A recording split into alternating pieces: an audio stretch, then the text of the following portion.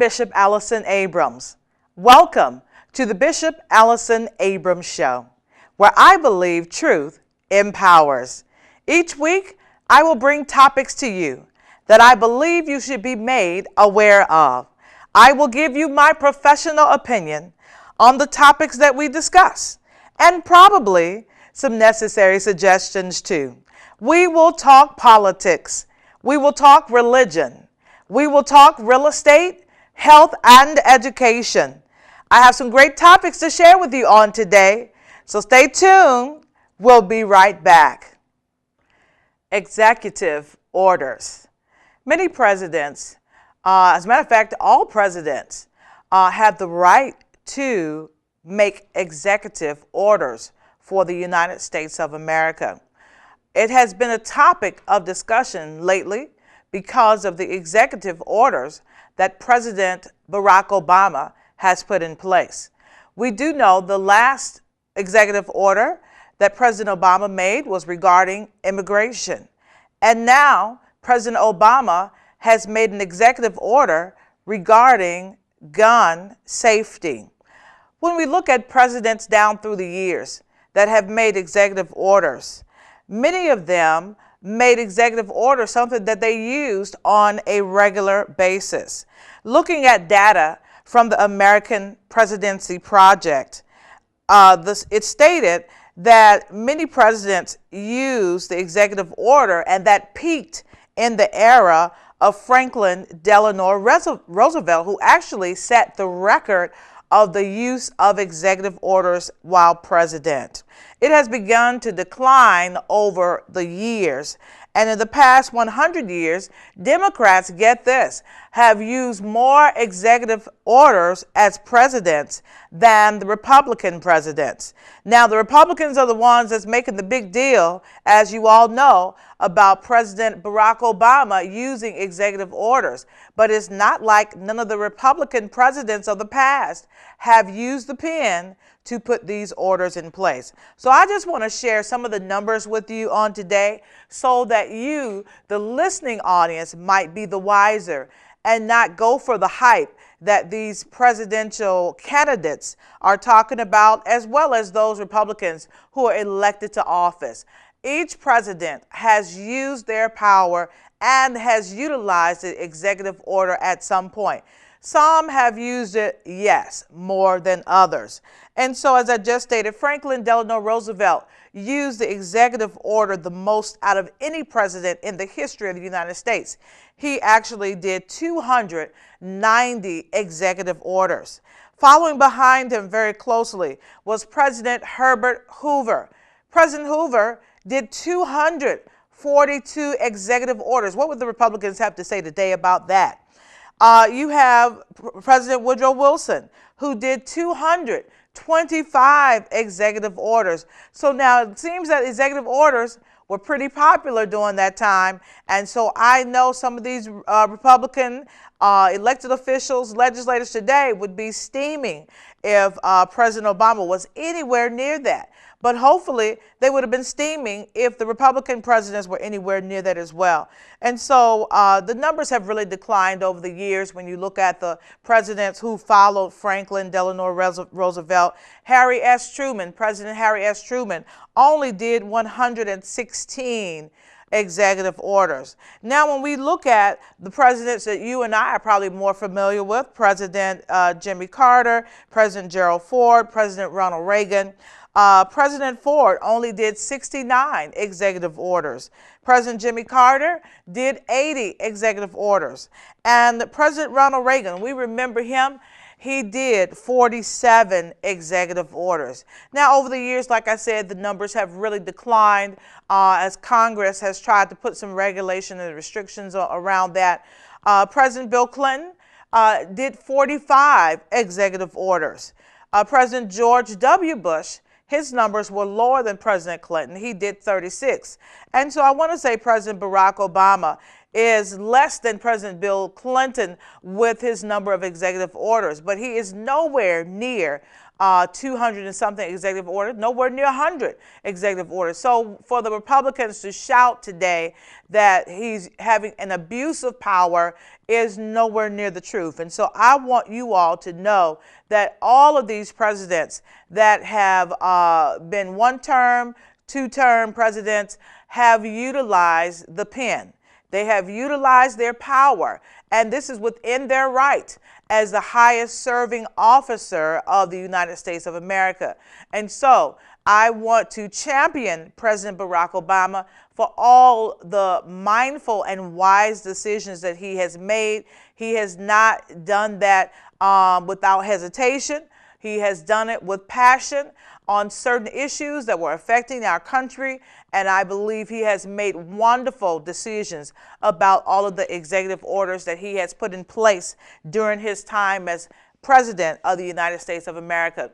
Now, we know the last executive order, the most recent one that our president has put in place, was the one to reduce gun violence.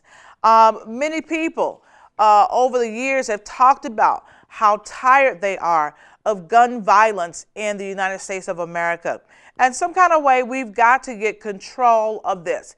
Too many of our family members, too many of our friends, too many of our colleagues, family members, children, friends' children, colleagues' children, neighbors' children have been removed from a life because of gun violence.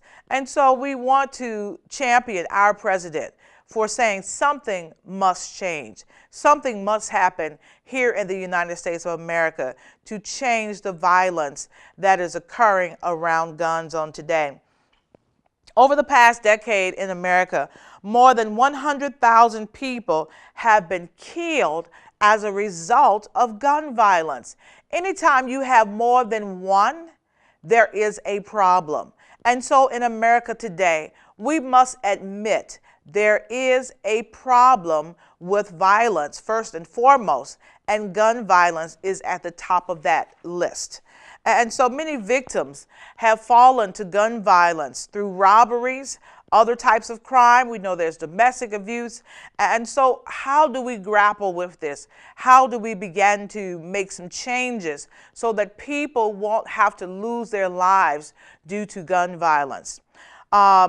And this is where our president was. We have to know President Barack Obama is very intentional and very purposeful in all of the things that he does. And so in trying to see how we can bring about a change so that those who are coming behind us, those young people who still have to grow and become adults and be the leaders of tomorrow, how can we change it where they won't have to live in such a violent world?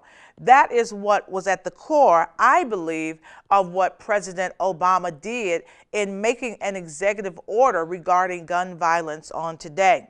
Many of the crimes that were committed with guns were committed by people who never should have been able to purchase a gun or have access to a gun in the first place. When you think about some of these people who participate in gangs, some of these people who are robbers, criminals, those people should not have access to guns. We know there are many people who have a mental health background, have a history of mental health. They should not have access to guns on today. And so the president and vice president, I'm glad to tell you, are committed to using every tool disposable to reduce gun violence on today and from this day forth. And so many of us listened to President Obama when he came on to talk about their intent to reduce gun violence. One of the things that you heard was this particular order is put in place to keep guns out of the wrong hands of the wrong people through background checks. A lot of us know that at the gun shows and at some of the online sites, they are not doing the background checks. But background checks was put in place so that you can look and see if this person was worthy of possessing a gun. Would they be careful with the gun, and would they use it wisely? The Bureau of Alcohol, Tobacco, Firearms, and Explosives is making it clear that wherever you conduct your business, whether it be at a store, whether it be at a gun show, whether it be over the internet, whether it be in the local community. If you're a business selling firearms, you must get a license and conduct background checks. There is absolutely no way around it. You must do that today. And so this executive order is causing everyone to now align with what is right. You must get a license. A lot of times we don't like to get a license because then people will know what we're doing. Well, if you're going to sell firearms, you must have a license today. And then you also must commit to using the system. The system works, so let us use it. Do the background checks. If someone has a criminal background history, you are not to sell them a firearm because that will allow them to continue in their criminal activity. So we always want to follow the rules. That's why the rules are put in place. We want to follow the law. That's why the laws are put in place to protect all citizens, not to hinder you from doing anything. It is to protect all citizens. And so the FBI, the Federal Bureau of Investigation, is overhauling the background check system to make sure that it is more effective and efficient. Now, we know we've got some old systems in place. Yes, I will admit that. And most people around the United States know there are some ancient, antiquated systems that are in place today. But now our president is demanding that things are updated, that things are brought into the new millennium so that they can be effective and they can be efficient. Okay, the second thing you heard from President Obama is that we want to make our communities safer from gun violence. How can we do that? Everybody must be a part of making the community safer. You have to be a part of making the community safer. You know, there are billboards going up. We see this on the internet that says, if you see something, say something. That's not just a slogan that people are throwing around. That is a serious statement. If you see something, say something. It takes everybody. It takes a village.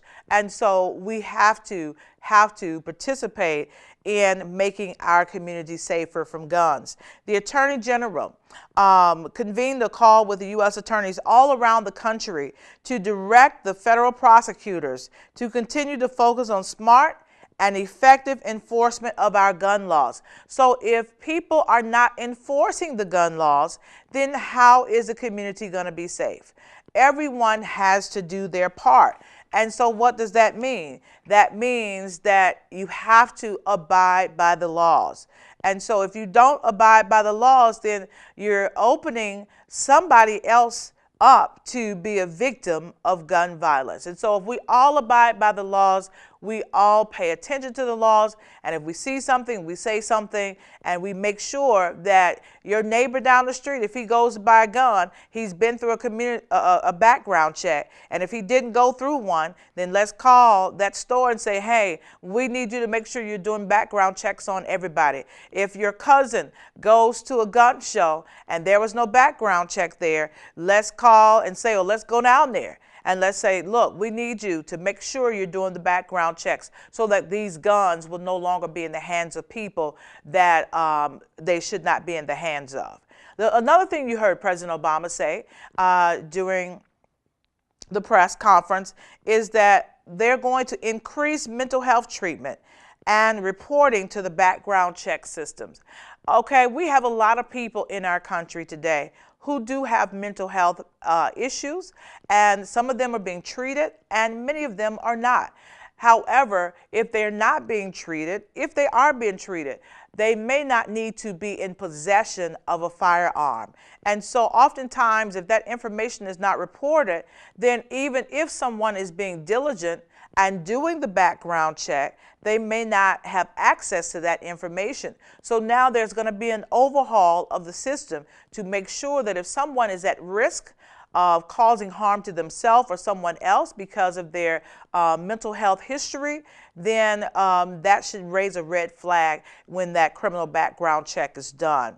So now the Social Security Administration has indicated it will begin the rulemaking process to include information in the background check system about beneficiaries who are prohibited from possessing a firearm for mental health reasons. So once again, it's not to say we want to stop, the president wants to stop anybody, or the United States wants to stop anyone from having a right to possess arms. But sometimes you will be prohibited because of your mental health status.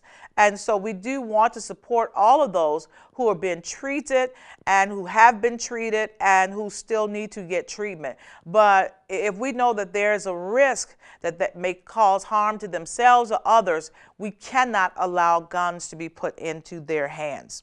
And so once again, it's going to take an entire community to make sure and to hold people accountable that they are doing the background checks. Also, the president said that we have to shape the future of gun safety through technology. And so the people who were directed to make sure that technology is being inclusive or being included in this process was the Department of Defense, the Department of Justice, and Department of Homeland Security. And so they are now to begin to conduct research into gun safety technology. And so I believe that with their advancement and what they may find, we will begin to see more strides towards making our community safer. But once again, I must remind you, all of you who are watching, we must all do our part to keep our communities safe. I keep saying that to you. We know that the local government has to do their part, but they can't do it by themselves. We know that the city, the state departments have to do their part, but they can't do it by themselves. You are the eyes and the ears. And if you know of any place that is not conducting background checks, I would say begin to go in and talk with the owner and suggest that they come on board with this administration with making sure that we're keeping our community safe and keeping guns out of the hands of the wrong persons. And it's important, it is important that we keep guns out of the hands of the wrong persons. And how do we do that? We, first of all, need to get passionate about all of the wrongful deaths that we're seeing and say that we're tired of it and don't want to see it continue to happen. Especially, we don't want to see it come in our neighborhood. We don't want to see it impact our family, and we don't want to see it continue to impact our country. And so when you get passionate about that, when you get serious about that, when you say you're going to be an advocate and a voice for that, then you'll begin to help turn some things around when it comes to gun safety and gun laws. Now, I would like for you all to know the name of the system that is to be utilized by those who are in the business of selling firearms. The National Instant Criminal Background Check System, better known as NICS, was created by Congress to prevent guns from being sold to prohibited individuals. And so now, if this was created by Congress, we know that this is a critical tool in achieving the goals of making sure that guns don't end up in the wrong hands. And so that's why it's so important that people use this system. Yes, it is important that the system be overhauled, but it's important that those who are in the business of selling firearms use the NICS, which is the background system. And so now gun dealers have to be licensed, and they must run background checks. That is the bottom line. If you're going to be in this business, you must have a license and you must run the background checks. And so background checks, let me just share this with you, have been very instrumental in keeping guns out of the wrong hands. But too many times the people at some of these places do not run the background check. And so once again, Bishop Abrams said this before, there is a system in place. We must use the system that is in place. It is mandatory now that you use the system. And so I want to say that there are penalties for people that don't want to use the system. Just like anything else, if you don't want to abide by the law, you don't want to abide by the rules, there are penalties. And so the criminal penalties for persons failing to comply with these requirements of making sure that you have a license and that you do background checks are as such. Those who willingly engage in business of dealing in firearms without the required license are subject to criminal prosecution and can be sentenced up to 5 years in prison, as well as fined up to $250,000. Now, once again, if you don't want to abide by the law, you are then subject to be criminally prosecuted and subject to have up to 5 years in prison, as well as fined up to $250,000. It really is not worth it. All you have to do is abide by the law, which means to get a license and conduct the criminal background check so that you can help to save lives. You know, we have this large movement, Black Lives Matter, and we have some other movements that have come out of that, All Lives Matter. And so we want to, yes, stress that all lives do matter. And so let us begin to support those who are trying to keep guns out of the hands of all of the wrong persons. Required background checks for people trying to buy some of the most dangerous weapons through trust and corporation is another way they go around the system. And I'm just trying to educate you all on today to let you know some of the things that people are doing. And first we have to ask, why are they buying some of these most dangerous weapons? But we know our laws need to be revamped. There need to be new legislation put in place.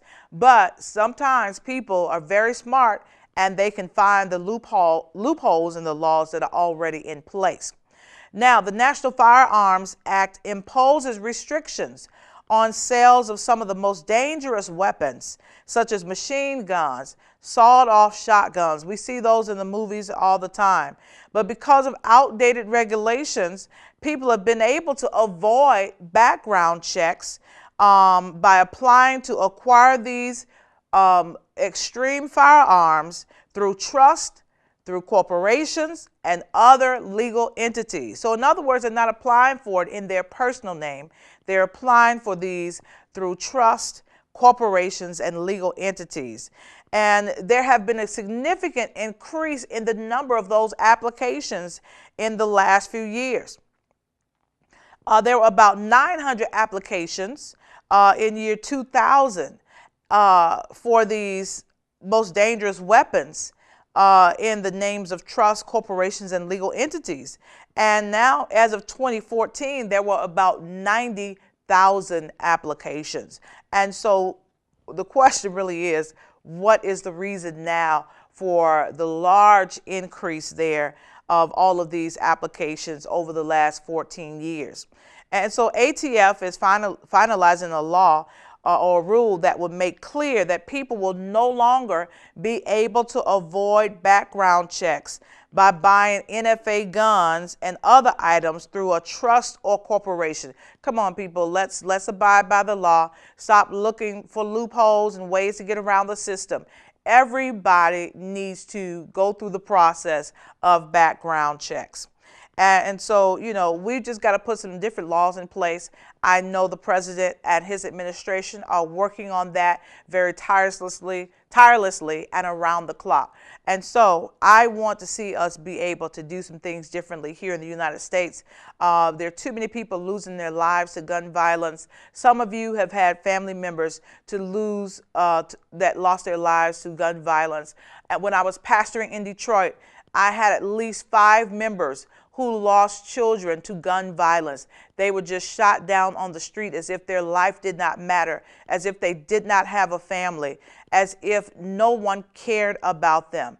And so we must begin to get guns out of the hands of wrong people, out of hands of people who don't act responsibly with these firearms. And so, once again, if you see something, say something. It is important that we all stand up for better gun laws and safety in our communities. Guns, yes, you have a right to possess guns. We have a constitutional right to bear arms, but we don't have a right to take other people's lives. We don't have a right to look over what the laws are put in place to do, which is to protect all of us. And we don't have a right to try to find loopholes and go around the system. Let us use the system so that the entire community can be safe and protected by the system that was put in place to do just that. Wow, looks like it's that time again. I want to thank you for tuning in to the Bishop Allyson Abrams Show today, where we're committed to discussing new and exciting topics that are sure to stir your soul. The Bishop Allyson Abrams Show is the place where you can always hear trending topics, honest opinion, and dynamic guests. We discussed some great topics today. I do hope that you were moved by what you heard. Tune in each week to our show. And remember, truth empowers. Hi, this is Bishop Abrams. I want to encourage you to get out and vote. Your vote counts. It's important to be educated on the platforms of all of the candidates. It's important to get out to the polls to vote on that day. But more so, your vote will make a difference. And so I want you to know that you might be the vote that gets your candidate in office. Don't ever think that the people that fought for you, that they were not fighting for something that they knew was of extreme importance. Your vote counts. That's why persons have wanted to take it from you. Remember, exercise your power. Cast your vote on election day. You see, church, I just believe that we would really look back over our lives and think things over. We would never, ever, ever stop praising the Lord. We couldn't praise God enough for all that God has done. There would be a praise in our spirit when we wake up. There would be a praise in our spirit in the noonday. There would be a praise in our spirit in the midnight hour because of how worthy God is of our praise. What better God to praise, church, than the God who can still say yes when man says no. I don't know about you today, church, but I know the Lord is worthy. I know the Lord is worthy of my praise. The Lord is worthy, church, because He woke you up this morning and started you on your way. The Lord is worthy, church, because He didn't allow you to lose your mind in the midst of the storm. The Lord is worthy, church, because He didn't allow you to go too far away from your purpose. Is there anybody here today, church?